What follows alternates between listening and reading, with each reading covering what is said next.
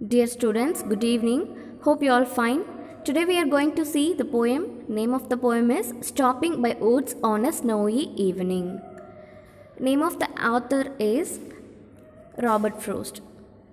We already know about the author introduction. He is an American poet and his theme is mostly complexion with social and philosophical ideology basisல தான் இருக்கும். அந்த மாதிரி தான் வந்து ஒரு poem right பண்ணுறாரு அப்படின்னா அவர் டேரெக்டாக அந்த போயம் படிக்கும்போது ஒரு மீனிங் கொடுக்கும், பட் அதோட தீம் வேறு மாதிரி இருக்கும். இன்னொரு தீம் வச்சு தான் ஒரு போயம் வந்து எப்போதுமே எழுதுவார். It's generally about the nature, அதாவது நேச்சர் தான் வந்து ஒரு மெயின் தீமாக எடுத்துப்பார். அவருக்கு வந்து பிகாஸ் அவர் சிட்டியில் பிறந்திருந்தாலும் ஒரு ரூரல் ஏரியாவை ரொம்ப லைக் பண்ணுவார் அப்படின்றத நம்ம பார்த்தோம் இல்லையா. ஸோ மேக்ஸிமம் இவரோட போயம் எல்லாமே வந்துட்டு நேச்சரை பற்றி தான் இருக்கும்.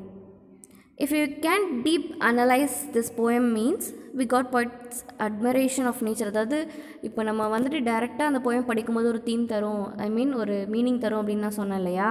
இப்போ நம்ம ரொம்ப டீப்பாக அனாலிசிஸ் பண்ணி பார்த்தோம் அப்படின்னா அந்த போய்ட் வந்து நேச்சரை பார்த்து எப்படி அட்மையர் ஆகிருக்காரு அப்படிங்கிறது நமக்கு புரியும். இப்போது இந்த போயம் நம்ம படித்து பார்க்கும்போதே நமக்கு தெரியும். Whose woods these are, I think I know. His house in the village though, he will not see me stopping here to watch his words fill up with snow. அதாவது இப்போ நம்ம இந்த 4 லைன் இந்த ஃபஸ்ட்டு ஸ்டாண்ட்ஸ் படிக்கிறோம் இல்லையா, இப்போவே நமக்கு தெரியும். we can able to guess the narrator is a passer by. அதாவது அந்த அடர்ந்த காடு இல்லையா, டீப் ஃபாரஸ்ட், அதை வந்துட்டு க்ராஸ் பண்ணி போகிறார் ஒரு பயணி. அந்த இடத்துல நின்று அந்த நேச்சரோட அழகை பார்த்து வியந்து ஒரு போயம் எழுதுகிற மாதிரி இருக்குது. Whose woods these are, I think I know. First வந்து என்ன பண்ணுறாரு, அவர் குதிரை மேலே போயிட்டுருக்காரு. அந்த பாசர் பை நரேட்டர் வந்து போயிட்டுருக்காரு.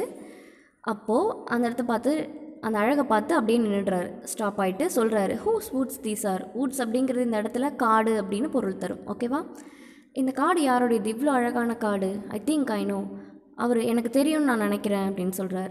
His house in the village though he will not see me stopping here to watch his words fill up with snow.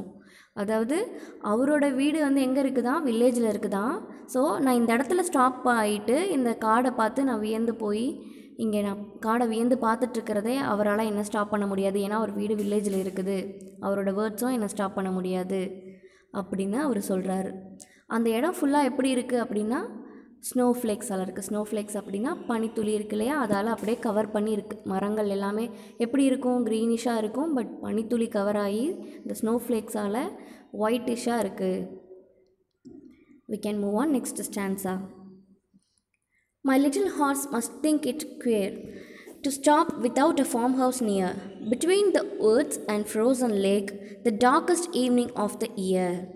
இப்போது அவர் வந்து narrator வந்து ஒரு பாசர் பை, அவர் ட்ராவல் பண்ணி போயிட்டுருக்காரு. இந்த காட்டோட அழகை பார்த்து வியந்து ஒரு இடத்துல ஸ்டாப் ஆகிட்டு பாட ஆரம்பிக்கிறாரு. அப்போது அவர் வந்து என்ன திங்க் பண்ணி நேச்சரை பற்றி பாட ஆரம்பிக்கிறாரு. பட் அவர் வந்து ட்ராவல் பண்ணி வந்தார் இல்லையா, அந்த ஹார்ஸ் அது என்ன பண்ணுது அப்படின்னா, my little horse must think it queer. அதாவது குயர் அப்படின்னா விசித்திரமாக பார்க்குறது அப்படின்னு அர்த்தம். அவரோட குதிரை என்ன நினைக்குதா? விசித்திரமாக பார்க்குதான். ஏன்? To stop without a farm house near. ஏன் வந்து இவர் இங்கே நம்மளை ஸ்டாப் பண்ணியிருக்காரு? பக்கத்தில் ஒரு ஃபார்ம் ஹவுஸ் கூட இல்லையே, ஏன் இங்கே நிப்பாட்டியிருக்காரு? Between the woods and frozen lakes. ஒரு பக்கம் ஃப்ரோசன் லேக்ஸ், ஒரு பக்கம் வுட்ஸ். அதாவது ஒரு பக்கம் டீப்பான ஃபாரஸ்ட் இருக்குது, ஒரு பக்கம் ஃப்ரோசன் லேக்ஸ். அதாவது இந்த மாதிரி சீசனில் என்ன ஆகும் அப்படின்னா லேக் ஃபுல்லாக தண்ணி இருக்கும். தண்ணி எல்லாமே ஃப்ரோசன் ஆகி ஐஸ் கட்டி ஆகிடும். ஸோ ஒரு பக்கம் என்ன இருக்குது? ஃப்ரோசன் லேக் இருக்குது, ஒரு பக்கம் வுட்ஸ் இருக்குது. ரெண்டுத்துக்கும் நடுவில் இப்படி ஸ்டாப் பண்ணியிருக்காரு. பிட்வீன் அப்படிங்கிற ப்ரிப்போசிஷன் நம்ம லாஸ்ட் கிளாஸில் பார்த்தோம் இல்லையா, just reminder it. And the darkest evening of the year, அதாவது அந்த இயர்லேயே ரொம்ப டார்க்கான ஈவினிங் அன்னைக்குன்னு பார்த்து இந்த இடத்துல கொண்டு வந்து நிப்பாட்டியிருக்கானே அப்படின்னு சொல்லி அந்த ஹார்ஸ் என்ன பண்ணுது? வியந்து போய் பார்க்குது, அதுவும் யோசிச்சுட்ருக்கு. Next stanza. He gives his harness bells a shake to ask if there is some mistake. The only other sounds the sweep of easy wind and downy flakes. உடனே அது என்ன பண்ணுது அப்படின்னா, ஹார்னஸ் பெல்ஸ் அப்படின்னா குதிரைக்கு வந்து கழுத்தில் பெல்ட் போட்டிருப்பாங்க இல்லையா, அதில் மணி இருக்கும் இல்லையா, அந்த பெல்ஸ் என்ன பண்ணுது? அது ஷேக் பண்ணுது. ஷேக் பண்ணிவிட்டு ஷேக் பண்ணுறது எதுக்காக ஷேக் பண்ணுது அப்படின்னா, if there is any problem அப்படின்னு கேட்குதான் அது. இங்கே ஏதாவது ஒரு மிஸ்டேக் நடந்துச்சா, இங்கே ஏதாவது ப்ராப்ளமாக, ஏன் இங்கே நம்ம நிற்கிறோம் அப்படின்னு சொல்லி அந்த பெல்ஸை வந்து ஷேக் பண்ணி அது கேட்குது. The only other sounds the sweep of easy wind and downy flakes. அதாவது அந்த இடத்துல நின்று அவர் என்ன பண்ணிகிட்ருக்காரு அப்படின்னா, அந்த ஸ்னோ ஃப்ளேக்ஸ் இருக்கு இல்லையா, அது இப்போது ஒரு ஃபெதர் இருக்குதுன்னு வச்சுக்கோங்களேன். அந்த ஃபெதர் வந்து கீழே போட்டோன்னே போய் டக்குன்னு கீழே விழாது. அது அப்படியே காற்றுல மிதந்து அழகாக பொறுமையாக வந்து விழும்ல, அதே மாதிரி அந்த ஸ்னோ ஃப்ளேக்ஸ் அந்த இடத்துல வேறு எந்த சவுண்டுமே கேட்கல. அந்த ஹார்ஸ் வந்து ஷேக் பண்ணுற ஹார்னி பெல்ஸோட சவுண்ட்ஸ் கேட்குது. அது இல்லாமல் அந்த ஸ்னோ விழுற சவுண்டை வந்து அவர் அந்த அழகை ரசிச்சுக்கிட்டே அங்கே நிற்கிறாரு. The woods are lovely, dark and deep, but I have promised to keep, and miles to go before I sleep, and miles to go before I sleep. இந்த ஸ்டான்ஸால் என்ன சொல்லியிருக்காங்க அப்படின்னா, the woods are lovely, அந்த காடு வந்து ரொம்பவே அழகாக இருக்குது. அந்த அழகில் மெய் மறந்து போய் தான் அவர் அந்த இடத்துல நின்று பார்த்துட்டே இருக்கார். ரொம்ப டார்க்காக, ரொம்ப இருட்டாக இருக்குது, ரொம்ப டீப்பாகவும் இருக்குது, ரொம்ப அடர்ந்த காடாகவும் இருக்குது.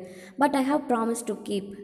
உடனே அவர் ரியலைஸ் பண்ணுறாரு, ஓகே நம்ம இந்த இடத்துல இதோட அழகை ரசிச்சுக்கிட்டு இந்த இடத்துல நின்றுட்டுருக்கோம். But I have promise to keep. எனக்கு நிறைய ப்ராமிசஸ் இருக்குது, எனக்கு நான் இன்னும் முடிக்க வேண்டிய காரியங்கள் பல இருக்குது.